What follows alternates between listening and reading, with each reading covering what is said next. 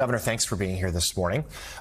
You are later today heading out the campaign trail, heading to Pennsylvania, obviously a battleground state. You have been mentioned as a possible running mate for Vice President Harris. So let's just start there. Has the campaign reached out to you about that possibility? I have communicated with everyone, including the campaign, that I've made a commitment to serve out my term as governor in Michigan. I can be an excellent ally to a President Harris, and I can be a great co-chair of the Harris campaign from my place as governor. So I am not a part of the vetting. Okay. Well, thank you for clarifying that once and for all this morning. Let's talk about this new race and that new talking point. Weird or weirdos, or however you want to put it. Tell us, do you agree with that assessment, and why do you think it's breaking through? Well, it's quite a jarring segue. Weirdos and freaks. Here's Governor Whitmer. Sorry. I think that my colleagues are pointing out the obvious, that the agenda, the way they talk to people, the way they address people, it is bizarre. It's weird. It is weird. I also don't want to diminish the fact, though, that it also presents a very real risk for us as a country. And weird is kind of a funny phrase to use because it's bizarre. But at the same moment, we've got to say this is a serious moment in this country. I am proud to be a co-chair of the Harris campaign because my candidate is offering us a brighter future, a focus on how she's going to make people's lives better. This perpetual, I think, aim to divide us and to inflame us and to anger us and to stoke hate is what's so dangerous in this country right now. And so I want to focus on what does the future look like for my kids, for your kids, for the next generation of Americans, for all of us. So the book, I mean, among the things in the, I thought I knew a lot about you, and then I've read this book, and I was like, oh, there was a lot that I didn't know, and in particular, you talked about just now about the divisions that we have. You talk about how in the book about how women leaders can sort of, help with that division, but also how women leaders can run to the fire, right? And that this is something that that you did with when you're trying to battle COVID. Obviously, Vice President Harris is running into the fire now, but based on what you've written on in the book, kind of that particular aspect of leadership, why it's important and what's required to happen. Well, I think, one of the things that I have learned is that problems just don't get better with time. You got to get right in there, understand what the situation is, and get to work on fixing it. And you might not be as successful in day one, but you're learning, you're getting better and smarter. Whether it is addressing the Flint water crisis, or it is getting to the scene of where there's been a mass shooting and putting your arms around a community that's hurting. I talk about the Oxford High School shooting in the book. It's important to get right in. And I do think that women leaders get that. And there certainly are some men leaders who do as well. I don't want to suggest otherwise. But to have the humility to say, all right, I might not have all the answers right now, but I'm going to surround myself with good people. I'm going to take the best counsel I can find, and I'm going to make a decision and move us forward. Yeah, otherwise it can be scary, but it's not just you. It's like you leading a team that's going Governor to the fire. Whitmer, I spoke to plenty of Democratic voters last week in Wisconsin who were really excited about the prospect of having you on a Democratic ticket with Kamala Harris. So you're going to disappoint a lot of people. Do you think that the country is ready for two women on a ticket? I frankly am disappointed. We never have had two women on a presidential ticket. And couldn't this be your moment? You know what? I think that two women on a ticket would be really exciting. In Michigan, I can tell you, my Attorney General Dana Nessel, my Secretary of State Jocelyn Benson, we are the three top elected executive officers in the state of Michigan. Every one of us was told we can't have too many women on the ticket. We all ignored that. We were bold and we moved forward, and we've given one another, I think, a platform and space to own the offices of which we were elected to. So I do think that, it would be exciting to have two women on the ticket. Well, guess what? There are a lot of great women in this country who are leading, and we got a deep bench right now. And so I'm excited to be among our high water mark of 8 strong Democratic women governors in this country, who every one of them could add something to a ticket. So, Governor, when you were on our show last few weeks ago, when you were talking about the book, you were very much, President Biden was still in the race, and you were very supportive of his decision to do so. He obviously eventually stepped aside. Tell us about what you're seeing, how that change has impacted the race. How are you feeling out there from folks in your state and otherwhere as you've been traveling? How are they responding now to the vice president at the top of the ticket? I think people are excited. I want to always mention, President Biden served our country with dignity and honor for decades, and he's made huge personal sacrifices to do that. I'm grateful that in this moment he should get credit for all of that, but is also passing the torch and uplifting a new generation of leaders. I think that's fantastic. It's also gotten a lot of energy. I can see it on the ground in Michigan. I saw it in New Hampshire when I was there at the end of last week. So we're seeing more people volunteering, more people contributing to the success of this campaign.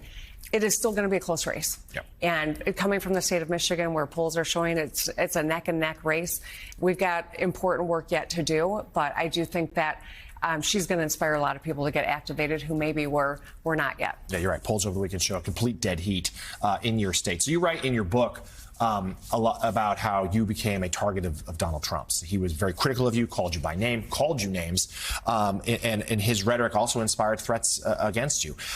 Now, Vice President Harris is stepping into that limelight. What would your advice to her, as someone who has been the subject of so many Trump attacks? What would your advice to her be now that she is going to be his primary focus? Well, there's no question. I talk a little bit about dealing with bullies in my book. I know a little something about that. And it's a lesson I learned early in life, but certainly used when the former president would single me out. And every time he did that, or even mentioned Michigan on Twitter, we saw more threats. We saw more activity. We saw more people on my front lawn with their long guns.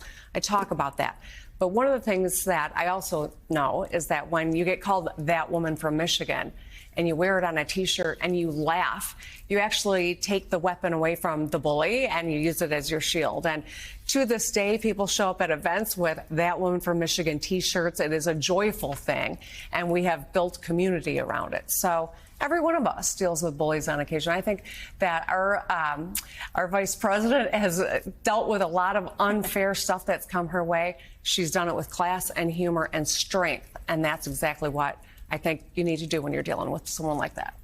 Okay, I'm going to use my communication skills here to make a question about the book, but then work it into also a question about the election in true White House Correspondents' Forum, right, Jonathan? Multi-parts. My multi-part question. Okay, so I think that there are great lessons in this book for young women, because one of the things that I love about it's explained in the book, but also just in watching you. Armor, leather, your leather armor, which you have on the cover of this book. And I know that when you had to announce the plot against you in October of 2020, you told me that you chose to wear a leather jacket because that's your armor. Mm-hmm. But then when you were reelected, you wore a bright fuchsia coat to celebrate your inauguration. And I know that people might think the fuchsia is about Barbie, but I know that it's something to do with your mom. So I want you to tell that story. And it's a story of female empowerment. And now so many women are fired up and empowered and want to participate in this election. So, tell us about the leather to fuchsia, but then what you think women, and just all the people who want to volunteer, how would you harness that energy now for the Harris campaign? Well, I do wear leather a lot. I've got a lot of leather jackets, and we did a funny TikTok naming them, which was a trend a few years ago. But, I think that how you show up has a lot to do with how, your attitude and your confidence. And so pink has had an interesting through line in my life. My mother's favorite color was fuchsia. She was a badass lawyer, kind of glass ceiling breaker herself as one of the top women in the Michigan Attorney General's office. And she was wearing pink to work one day, and she had to go make an argument in court. And someone said, "Sherry, you can't wear pink to court." And she said, "Fuchsia's my power color." And she went into court, killed it, won that day.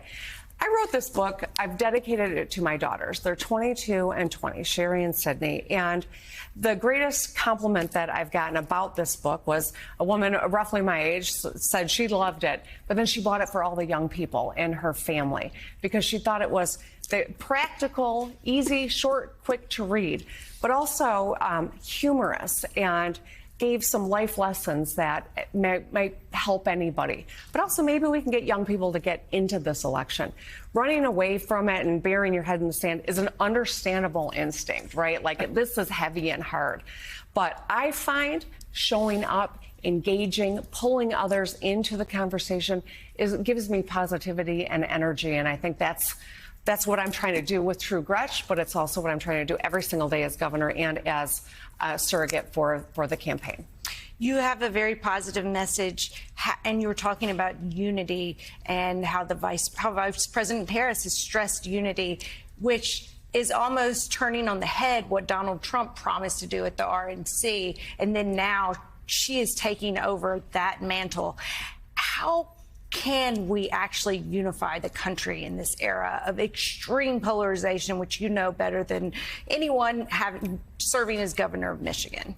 Well, I think we've got to make a seat at the table for everybody, especially people you don't agree with. That's who you're learning the most from, right? And so that's why I love to see this combination sitting around this table, and why I'm always striving to replicate what I learned in my household from a dad who was the commerce director under Republican Governor Romney and Milliken, and my mom, who was a longtime attorney general under our Democrat, Frank Kelly, longest serving attorney general in the country.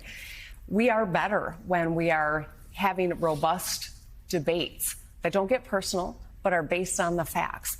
This is, I think, the core of the foundation of our country, but it's harder and harder when rhetoric is so hot.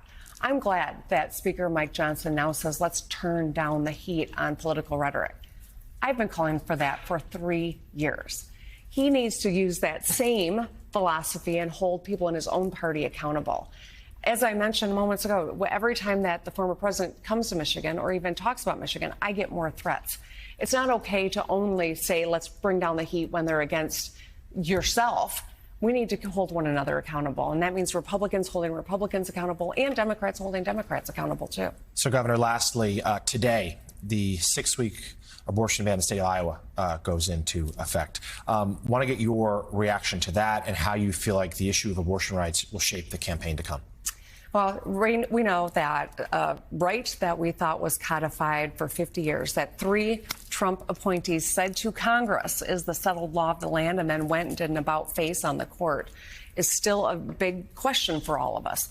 Every one of us. Of course, the third of American women who have very little in terms of reproductive freedom. But for every one of us, another Trump presidency, another Supreme Court appointee, a Congress that is Republican dominated. Right now, if you look at the platform, you look at Project 2025, they are going to go much further when it comes to taking a woman's reproductive rights away, taking our economic rights, our right to make a living and make our own choices and access the health care we need. All of this is in jeopardy. No one's going to be better to prosecute that case than a candidate in our Vice President Harris. But as President Harris, I know she's going to expand women's rights, never reel them back. All right. The new book is titled True Gretch, What I've Learned About Life, Leadership, and Everything in Between. Democratic Governor of Michigan, Gretchen Whitmer. Thank you, Governor. Thank you for being with us this morning. Thank you.